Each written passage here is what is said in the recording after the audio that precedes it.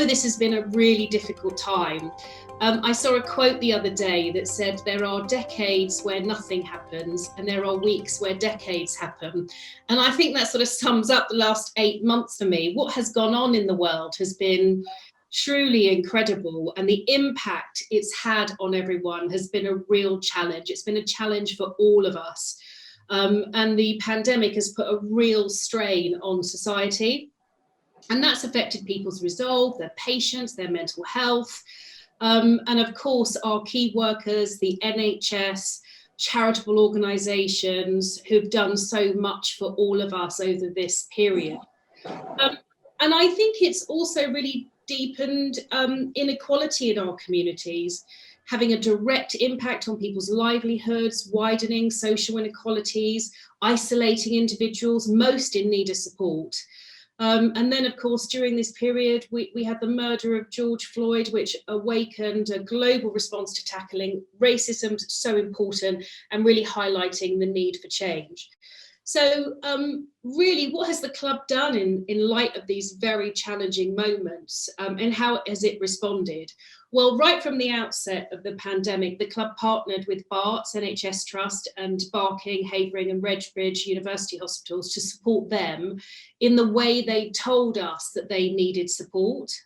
I cannot express my deep gratitude to our players first and foremost, and of course our staff and management, but in particular to our players who have shown such great professionalism in terms of their attitude and the way in which they have coped with all the pressures of playing during a lockdown. And not only that, not only for their professionalism, but the way that they have given their time, they donated to local food banks, they took pay cuts to ensure all the other staff could be paid 100% during a very difficult time for the club. They've given their time, they've given their effort, and they've given a really professional, positive attitude to everything. Our chairman himself donated £50,000 to local poverty initiatives. And the club is supporting lots of those initiatives as well. So in the last 12 months, since the first anniversary, we've supported over 30 programmes, and they have benefited over 50,000 people in our local community.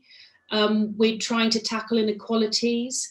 We work with Leroy, who does such a fantastic job on Stop the Hate across Barking and Dagenham, and we aim to expand that project as well.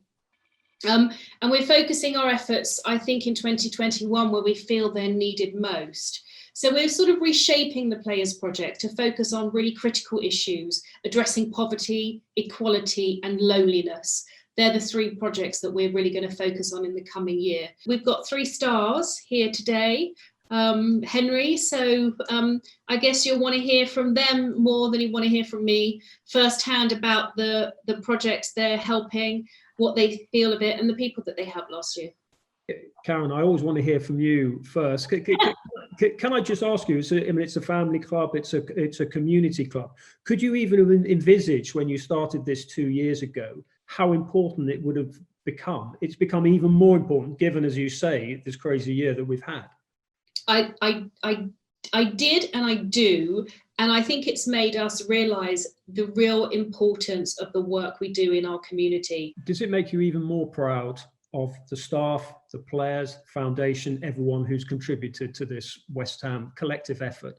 Definitely. We've all done our bit, whether it was David Moyes during lockdown delivering food to neighbours, us calling our older season ticket holders to make sure they weren't lonely, reaching out to people, all of that, everyone can do something, but the way in which we approach it and the passion and effort that we put in, because we really love it and it's really important to us, is really incredible. And yes, I'm very proud of everyone.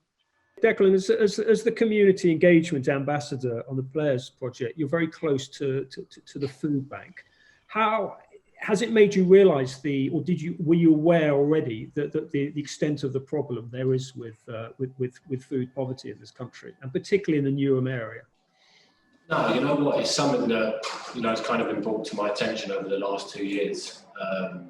How bad it actually was and how bad it's actually been. And that's why I wanted to do something about it. I made a donation, I think, comment that a couple of months ago, which was something that I felt I wanted to do.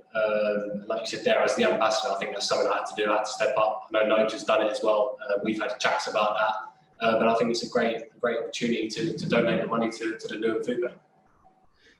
I mean, for people on the outside like me looking into the club, I associate the club very much with you and with Mark Noble, players who are, particularly Noble is a local lad. Is that really important for you? This is not just a job for you. This is, you obviously love the club, you love the community and what you're doing, and the fact you can contribute off the field as well as on. Yeah, it's such a family club. I think if you look through the whole way, through the age groups, you'll notice that I'm so lucky that I've got someone like Nobes that, he's kind of like a mentor in a way where, we have a chat about certain things and I'm kind of learning off him. Like you said, he's a local lad. It's so important for us as players that, we give back to the community because, putting a smile on their faces is what we want to do. Because I don't think you ever realise, you don't really, you kind of take it for granted, kind of like how much of a difference it makes to them, when you go and chat to them or, you have a call with them or you make a donation, it's really special to them. So as players, I think if we can carry on doing that, it's going to make a real difference. Thanks, Derek. That's brilliant. John Tomsky, talking about the Iron supporting food banks. I mean, it's fantastic what you and the club are doing. If you look at your area, Newham, it's got the worst child food poverty, the second worst child food poverty in the country and the worst in London. Does that shock you, or do you just say, right, we've just got to do something about this? It's frightening, Henry. What we tend to focus on also are the children, the teenagers, of which there are 40,000 living below the poverty line. And that's what we particularly wanted to do something for at Easter time and Christmas time. But it's a frightening number. You mentioned the chairman's impact and the van and also his donation. Can you break it down in terms of what that has meant to how many families? The Newham Food Bank are so grateful for what they've brought in. 2 or 3 months ago, when we were in correspondence, he offered to send his young David and his mother to come along to the food bank to see exactly how it operated, and we had a chat with the trustees there. So they went ahead understanding how it operated, the differences it made. The following day, there was another generous donation made from Mr. Sullivan, and they are so grateful and so pleased that we're able to support them at this time. It is making a massive difference. Thanks, John. It's fantastic what you're doing. Ben, can I move on to you? I mean, you've been working with Leroy Senior on the Stop the Hate campaign. We show racism the red card.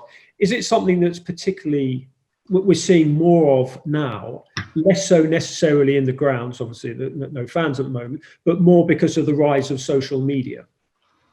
Yeah, I think with social media, there's so much positive momentum towards the Black Lives Matter protests, which extended to the Premier League, and I feel that momentum is so important, and I think it is essential nowadays. And if you want young people growing up to understand what's going on, they'll watch the games. Most of the games now are being televised due to COVID. So I think taking a knee is so important. It's only 3 seconds of our time. And I think that really continues the momentum. And you see in a variety of sports that are doing that and are sticking with it. So I think it's a brilliant initiative. Yeah. Thanks for that, Ben. Leroy, are you there? I'm here. Yeah, hi, Leroy. Leroy, you've seen a lot.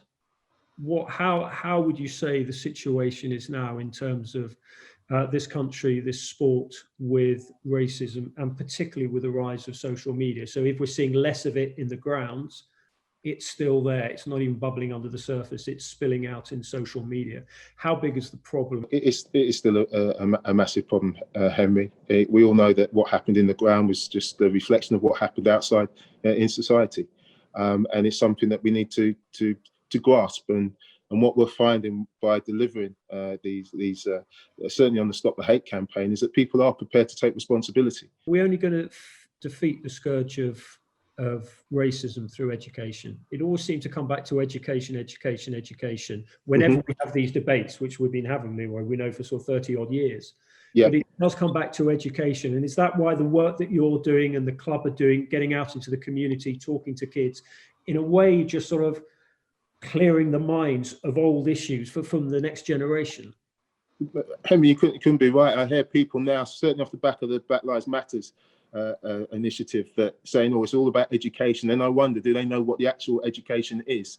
Do they teach the education? They need to learn as well. There's no point just saying education, education, education. What is education? How do we get to people? How do we influence them? And how do we get them to pass it on? Thank you. Kate. Is Kate? Yep. Hi, Kate. Hiya. Hi, Kate. Good to see you. You seem to have a very strong bond with the Any Old Irons.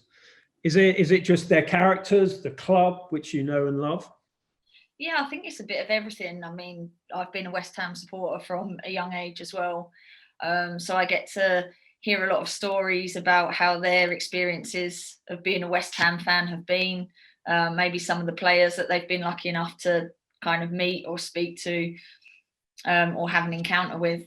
And it's just fun every time that we meet. You know, we've managed to meet up over Zoom through the pandemic, which has been nice, and I got to sing Bubbles with them at the end. So the people in the office next door probably weren't very happy with my singing, but no, it's a really good opportunity for me to kind of understand a little bit more of maybe another generation of West Ham fans, and being part of that, and kind of giving my experiences with maybe a little bit more of a fresh outlook. Thanks for that, Kate. Well, if we can move on to another passionate West Ham fan. Is Joe there? Yes, I am. My apologies for my late arrival, but we had some technical issues. I'm here now. Joe, I assumed you were doing a signing session after your starring role alongside Deck this morning on Good Morning Britain. Well, I did offer, but I tell you what, I had a hotline with people from the family and Any Old Irons phoning and texting. In this year of all years, with lockdown and loneliness, how important has Any Old Irons been to you personally? Well, to me personally, and to all the Any Old Irons, it's been massively important because, as you said before, with COVID, it's made the loneliness even worse. So whereas when Any Old Irons began, it was to get people out of their houses and to join in a common cause, if you like, common interest.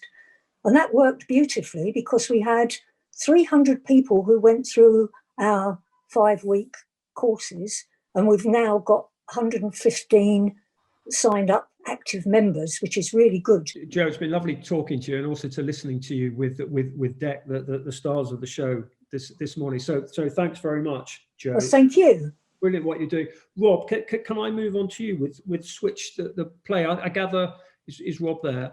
Yes, yeah. Hi, Rob. Hi.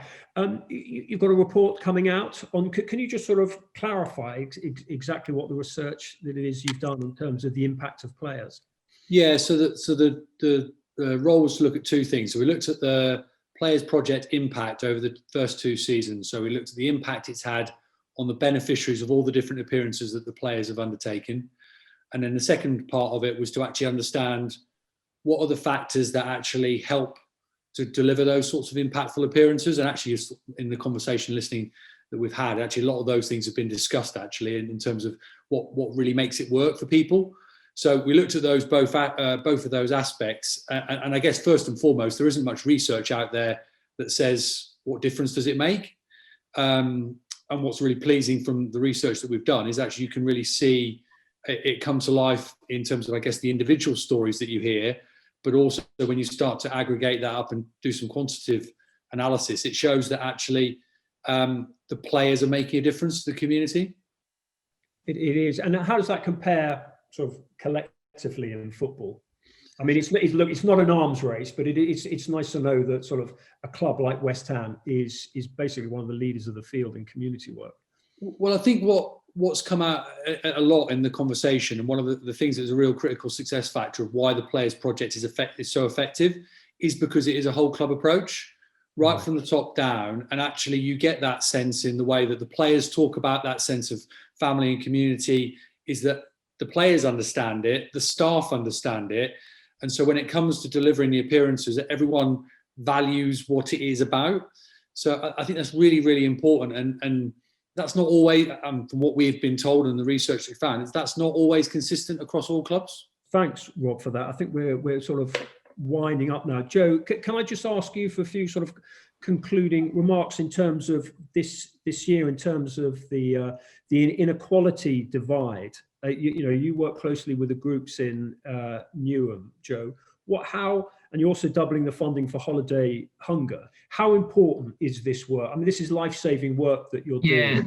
Yeah, absolutely, Henry. And I think everything that Karen outlined in terms of our repurposing, I think is crucial at this stage. And I think COVID has taught us so much, but to be honest, it's highlighted so much in terms of, look, having done this work for 15 years and from 2013 being at the club when the board and Karen absolutely set out what they wanted to achieve from their community vision, which is embedded in the club's vision.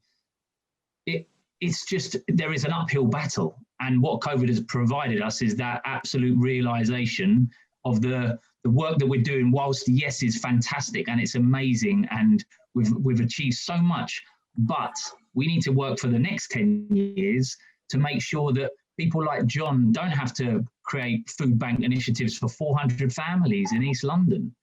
Thanks, Joe. Can I thank everyone for their input and insight? I mean, it's been absolutely fantastic, and thanks, Chris, for organising. Karen, you should be very proud of your club. Karen, do you want to say a couple of final words? I really just wanted to say that one of the best things about the Players Project is the empathy, really, and the understanding that it promotes and brings to the very heart of the causes that it represents and helps. And obviously, just from my point of view, I'm obviously, as I said, I'm so proud of our players, but I'm also so proud of our supporters as well. When you think of what people like John are doing, going out and making a difference, that is, when people say, what is the West Ham way?